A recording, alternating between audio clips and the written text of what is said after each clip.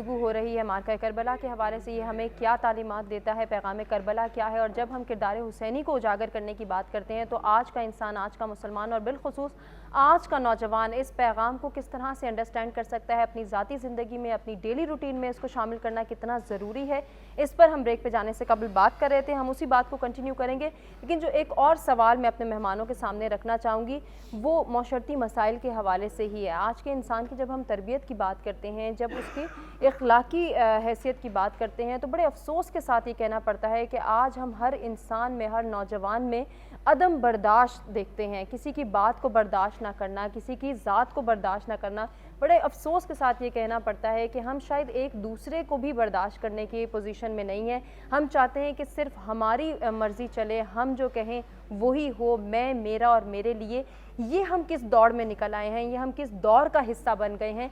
یہ جاننا بھی ہمارے لیے بہت ضروری ہے۔ مرزا صاحب، جیسے کہ میں نے کہا تھا بریک پہ جانے سے قبل کہ ہم آپ سے ہی شروع کریں گے گفتگو کو، آپ اپنی بات مکمل کیجئے اور ساتھ ہی عدم برداشت کے پہلو پر بھی ضرور روشنی ڈالیے گا۔ دیکھیے، میں یہ بات آپ سے عرض کرنا چاہتا ہوں اور انتہائی ادب کے ساتھ میں کہ میں اگر یہ لوگ جاتے ہیں چھٹیوں پر تو یہ قلیل تعداد ہے، اور اس کا ہمارے جو میڈیا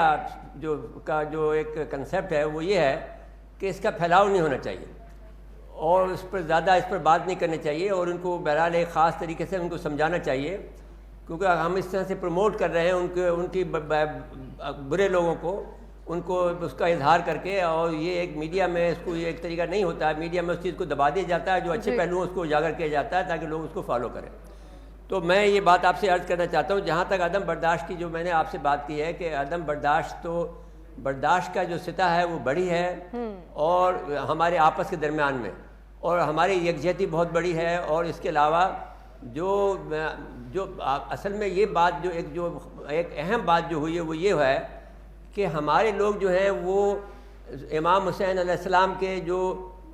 جو پیغام ہے، جس سے جو میسیج ہمیں ملتا ہے، جس سے ہمیں جو درس ملتا ہے،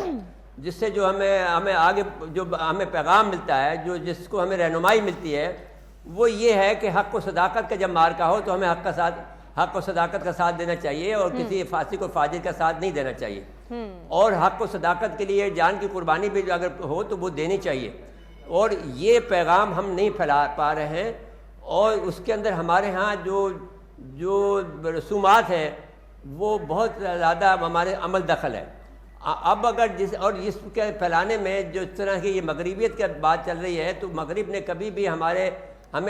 لوگوں کو متحد ہی نہیں ہونے دیا، ہمارے اندر مختلف قسم کے انہوں نے مدرسہ جات کو بڑھایا۔ اگر آپ انڈیا میں دیکھیں 200 سال کے عرصے کے اندر انہوں نے کس طرح سے مسلمانوں کی تفریق کی ہے، ایسے ہی ہے، تو وہ ایک بہت خوفناک منظر پیش کرتی ہے، لیکن اس کے باوجود بھی اسلام کی وہ طاقت ہے اور امام حسین علیہ السلام کی جو پیغام ہے اس کی وجہ سے وہ دبا رہتا ہے۔ لیکن اگر آپ دیکھتے، اگر یہ گھر کی تعلیمات نہ ہوتی یا جو استادوں کی تعلیمات نہ ہوتی تو یہ اب تک پھٹ چکا ہوتا۔ جو 1947 میں ہم نے منظر دیکھا ہے یہاں پر، تو یہاں پر خون خرابہ ہوتا تھا، ایسا ہی ہے۔ کراچی میں تو ہم نے دیکھا ہے جگہ ہماری جو گولی مار کا علاقہ تھا، روز ہر دفعہ فساد ہو رہا تھا، اب تو نہیں ہوتا، وہاں رضویہ کالونی بھی ہے اور